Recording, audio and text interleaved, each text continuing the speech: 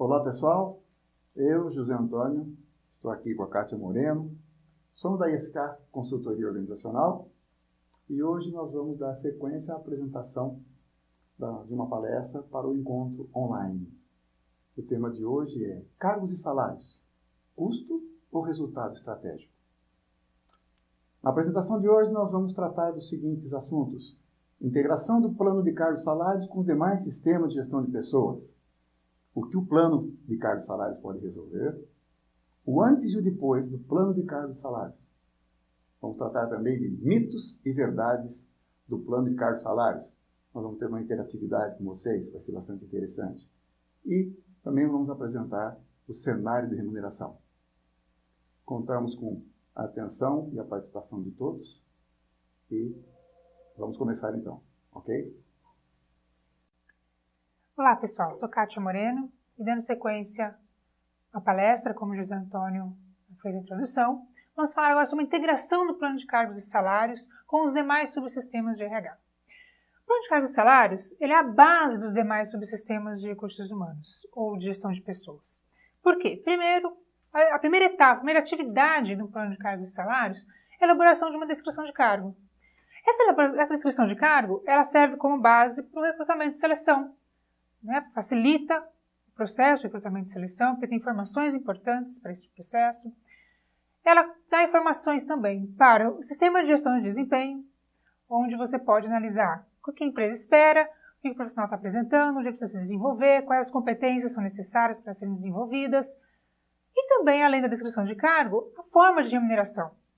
Existem duas vertentes, empresas que utilizam gestão de desempenho apenas para desenvolvimento, outras utilizam para desenvolvimento e também tem a contrapartida da remuneração. Nesse caso, tanto na questão do desenvolvimento tem a descrição de cargo e na questão da contrapartida de remuneração, você tem todo o processo, a estrutura de remuneração para ser aplicada. No caso do plano de sucessão, a descrição do cargo atual e do cargo futuro, de uma estrutura futura, também contribui para esse processo. E até mesmo se tiver alguma bonificação, alguma remuneração em relação a isso. E também base para toda a remuneração variável, porque com base na estrutura de cargos e salários eu posso definir níveis salariais, níveis de remuneração para cada nível hierárquico da empresa. Então, por isso é importante a estrutura de cargos e salários. Essa integração que ela faz com todos os outros subsistemas de gestão de pessoas. O que o plano de cargos e salários pode resolver? O que ele pode facilitar e contribuir nessa implantação? Primeiro, reclamações sobre comparações salariais internas. Gestores investindo muito tempo em discussões salariais. Insegurança na tomada de decisão de ajustes salariais. Questões trabalhistas sindicais. Não conformidades com auditoria.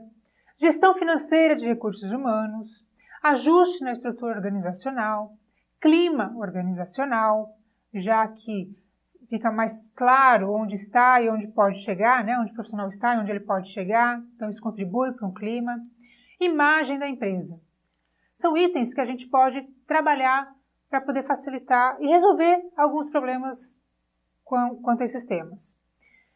O antes e depois do plano de cargos e salários. O que é importante tomar cuidado antes de se implantar um plano de cargos e salários?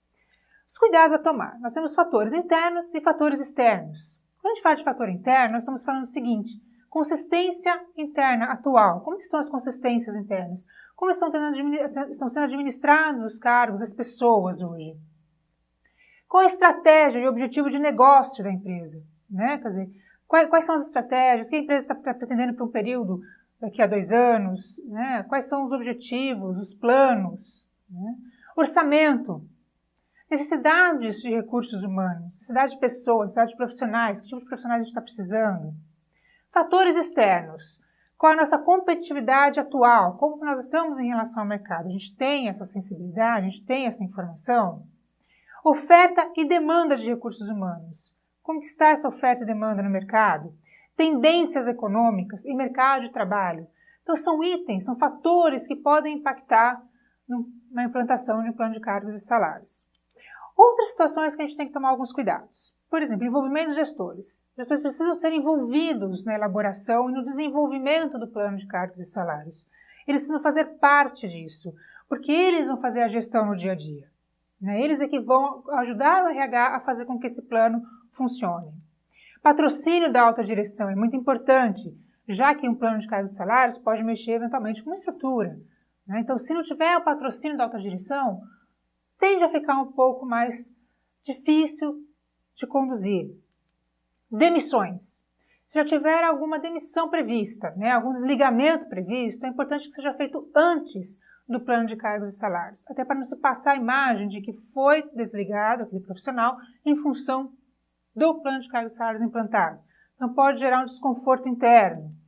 Comunicação e administração das expectativas. Isso é muito importante. Quando se implanta um plano de cargos e salários, a gente não sabe como é que vai ser. Não podemos prometer ou dizer que irá ter um aumento salarial. Isso não é uma verdade. A gente não sabe como está em relação ao mercado, como estão as nossas consistências internas, a gente não sabe qual é o cenário que a gente vai encontrar. Então não podemos assumir que vai ter aumento.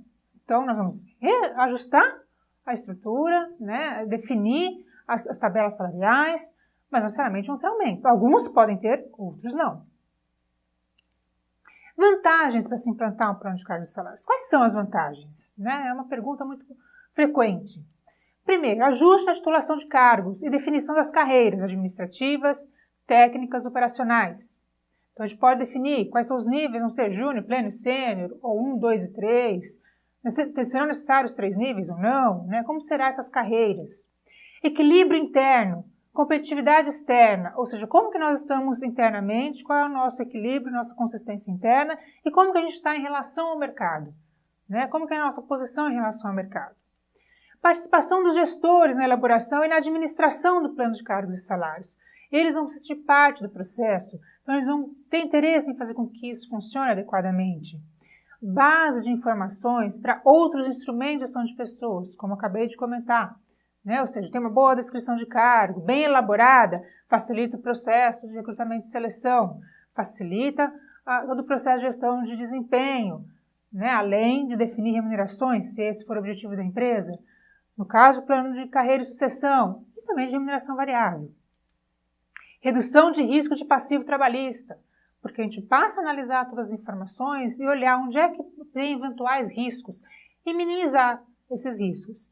Ou seja, evitar que a gente tenha problemas futuros. Base atualizada para a composição do custo de mão de obra, principalmente para aquelas empresas onde essa informação é importante, onde precisa ter isso sempre atualizado, porque faz parte de um composto, de um produto ou de um serviço prestado. Então, é importante ter essa base atualizada. E também planejamento dos ajustes conforme a situação econômica da empresa. Chega no final do plano de cargos e salários, a gente vai analisar quais são os ajustes que vão precisar ser feitos, qual política a gente vai adotar e como que a gente vai fazer esses ajustes. E aí, nesse caso, definir um plano para poder fazer essas correções. E aí vai depender muito do orçamento da empresa. E aí vai depender de como a gente vai trabalhar isso em função do cenário econômico da própria empresa e até mesmo do mercado. No próximo bloco, a gente vai falar sobre mitos e verdades sobre plano de cargos e salários. Então, nós vamos fazer uma interatividade com vocês, e aí vocês vão dizer o que vocês entendem como mito, como verdade, e podem citar aí nos comentários o que é mito, o que é verdade, quais são os acertos que vocês tiveram. Vamos lá? Até o próximo bloco. Pois é, pessoal. Então, dando sequência à nossa apresentação, agora a gente vai falar um pouquinho sobre os mitos e as verdades do plano de cargos e salários. E eu convido vocês a fazer esse exercício em conjunto, para que a gente possa avaliar, e ver como é que nós estamos de conhecimento. Vamos lá? Quando a gente diz a implantação do plano de cargos e salários aumentará o valor da folha de pagamento da empresa, isso é mito ou verdade? Acertou quem respondeu mito. Não é claro que haverá um aumento da folha de pagamento da empresa, porque nós não sabemos a realidade da empresa naquele momento. E somente após feito todo o trabalho da implantação é que o resultado poderá dizer se haverá aumento, se haverá algum ajuste, se haverá orçamento para isso. Tudo isso contribuindo para que o plano de cargos e salário possa ser efetivamente implantado. Então, Não é uma verdade absoluta que o plano de cargos e salários aumentará o valor da folha de pagamento. Ok? Vamos à próxima. Um plano de cargos e salários deve ser elaborado sob medida para a empresa. Ele não pode ser copiado de outra empresa. É mito ou verdade? Verdade. Acertou quem respondeu verdade. Todo plano de cargos e salário deve ser, como eu disse já anteriormente, adaptado à realidade dessa empresa. Ele tem que retratar a realidade dessa empresa. O que necessariamente serve para uma não é verdade absoluta que deva servir para a outra. Ok? Então, cada uma desenvolve o seu plano de cargos e salários. Vamos lá. Opa! Com a implantação do plano de cargos e salários, todas as pessoas vão crescer na empresa. Isso a gente ouve muito, né? Isso é mito ou verdade? É mito. Não é regra geral que todas as pessoas vão crescer na empresa. Até porque não necessariamente o plano de cargos e salários vai resolver essa situação de dar garantia de que todo mundo terá crescimento. Há outros instrumentos para medir desempenho de funcionário e, assim, fazer parte, como já foi citado anteriormente, do sistema de gestão de pessoas, do subsistema de recursos humanos e que pode contribuir para que o funcionário tenha crescimento na empresa. Não é apenas a implantação do plano de cargos e salário que garante isso. Combinado? Vamos lá. O título do cargo deve estar relacionado ao processo executado e não à formação exigida. Isso é mito ou verdade? Verdade. O título do cargo sempre em função daquilo que se executa, em relação à responsabilidade que aquele cargo tem. Não necessariamente a formação exigida. Temos, por exemplo, o caso de psicólogo. Dentro da área de recursos humanos, a formação do profissional pode ser em psicologia, porém ele pode estar ocupando um cargo de analista, um cargo de coordenação, um cargo de gerente. Então, ficar claro isso, vamos não esquecer. O título do cargo sempre em relação ao processo que ele executa. Combinado? A metodologia de avaliação de cargo por pontos pode ser implantada em pequenas empresas. Mito ou verdade? É verdade. Não é porque a empresa é de porte pequeno que ela não possa ter a metodologia de avaliação de cargos por pontos implantada. O tamanho da empresa não é impeditivo, né? No caso, o tamanho de uma empresa menor é impeditivo para que ela tenha essa metodologia de avaliação de cargo por pontos implantada. Fechado? Vamos lá. A faixa salarial para cada cargo não deve ter limite para permitir crescimento contínuo do funcionário. Vamos lá responder? Mito ou verdade? É mito. É necessário que exista limite dentro das faixas salariais.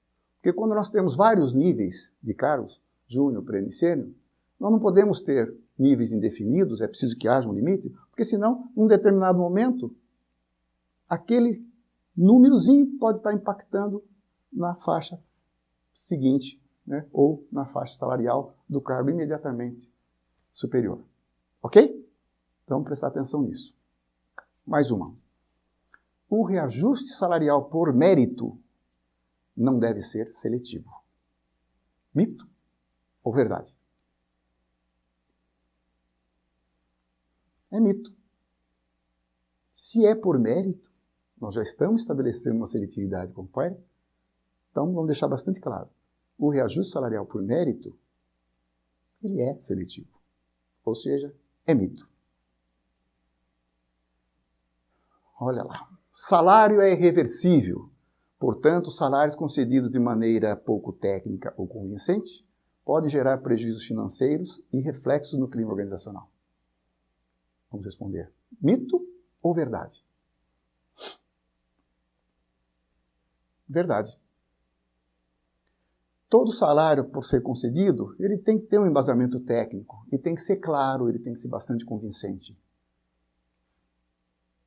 Sob pena de provocar realmente prejuízos financeiros, reflexos no clima, uma remuneração não estabelecida com justiça, ela pode provocar diferenças salariais, obviamente, e ao mesmo tempo, além do desgaste, né, entre a equipe de trabalho, ocasionando uma diminuição do fator positivo do clima, também eventuais possibilidades de prejuízo financeiro, como passivos trabalhistas e coisa que o vale.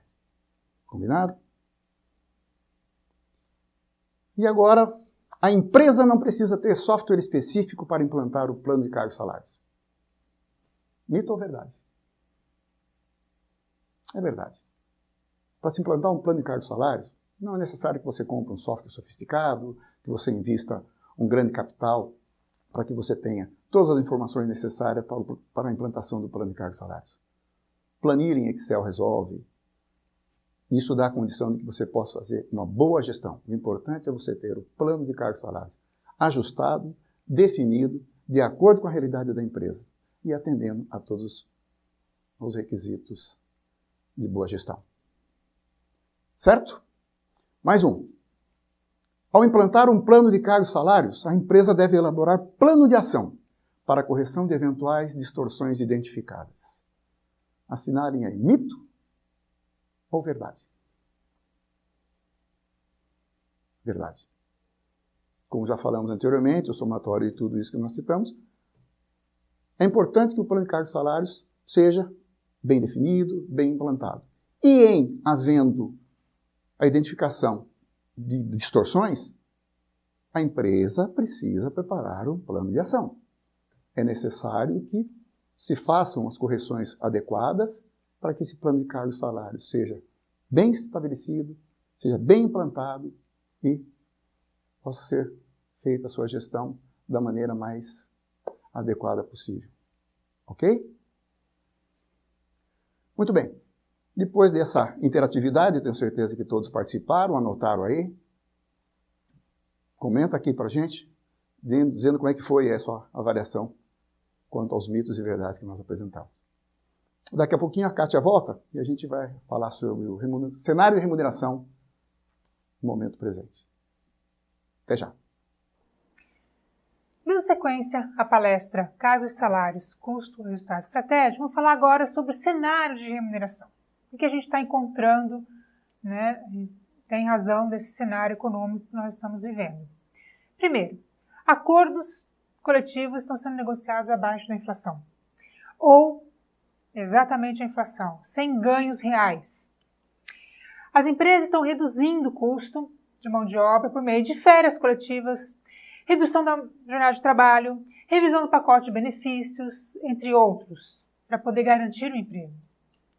Programa revisão da estratégia de remuneração, com a adoção de programas de remuneração variável, com foco em resultados e de reconhecimento e recompensa, que é uma forma de estimular a resultados melhores. Utilização adequada do orçamento disponível, mantendo competitividade frente ao mercado e favorecendo a atração, retenção e motivação dos profissionais. E revisão da estrutura de cargos e salários, em razão da redução do quadro de profissionais. O que a gente tem observado é diversas ações para que a gente possa conseguir manter emprego. Essa é a verdade que está acontecendo nesse cenário agora que nós estamos vivenciando. As empresas, em função da redução de quadros, principalmente no ano passado, onde se reduziram, né, os quadros de profissionais, precisou rever a estrutura de cargos e salários. Ajustar os cargos, revisar as descrições salariais, revisar, né, as faixas salariais, para que possa deixar a empresa organizada, até para que, né, esperamos que no futuro próximo, a economia comece a reagir e aí a casa já está estruturada. Recentemente, há alguns dias, foi aprovado na Câmara, né, no Congresso Nacional, a proposta para a reforma trabalhista. Dentre esses temas, vamos citar alguns para que a gente possa falar com vocês a respeito. Uma das questões é, o negociado prevalece sobre o legislado. Quais são esses itens que entram no negociado prevalece sobre o legislado? Parcelamento das férias em até 3 vezes, sendo que pelo menos um desses períodos seja 2 semanas consecutivas. Pactuação do limite de 220 horas na jornada mensal. Acordo coletivo pode definir as regras para a participação nos lucros ou resultados. A famosa PLR ou PPR. a formação de um banco de horas, sendo garantida a conversão da hora que exceder a jornada normal, com um acréscimo de 50%. O tempo gasto no percurso para chegar ao local de trabalho e no retorno para casa. Esse tempo passa a não entrar dentro da jornada. O estabelecimento de um intervalo durante a jornada de trabalho com no mínimo de 30 minutos, o que hoje é de 1, em alguns casos 2 horas, pode ser negociado de ficar em 30 minutos. Estabelecimento de um plano de cargos e salários, trabalho remoto e todas as suas condições, que tipo de atividades vão ser realizadas via trabalho remoto, todos os equipamentos, então notebook, celular, tudo isso que está envolvido pode ser negociado entre profissional e empresa. Remuneração por produtividade. Dispor sobre a extensão dos efeitos do acordo coletivo, mesmo após o seu prazo de validade. Ingresso no programa de seguro-emprego. E o registro da jornada de trabalho. Outros temas que também foram discutidos nessa proposta de reforma trabalhista estão a própria jornada de trabalho, o trabalho temporário e suas condições, regime parcial, proteção ao emprego, inspeção do trabalho e trabalho informal. Ou seja, agora as empresas podem sofrer alguma punição caso não registrem os profissionais. Então, são situações que estão dentro dessa nova proposta de reforma trabalhista, que ainda precisa ser aprovado pelo Senado. Agora, diante disso que nós discutimos até agora, cargos e salários, é custo ou é resultado estratégico? Como que vocês observam isso? Como que vocês analisam? Diante de um cenário, estruturando todos os cargos, os salários, definindo as carreiras, né? Quais os níveis de unidade nós vamos ter, quais as vantagens, né, de você ter uma boa estrutura, redução de eventual passivo trabalhista, né? É custo ou é resultado estratégico? Até o próximo bloco. E assim, pessoal, terminamos mais um tema que foi tratado para vocês. Cargos, salários, custo ou resultado estratégico. Ficou essa questão. Cada um faz as suas considerações, faz a sua análise. Tenho certeza que vocês vão concluir da maneira adequada.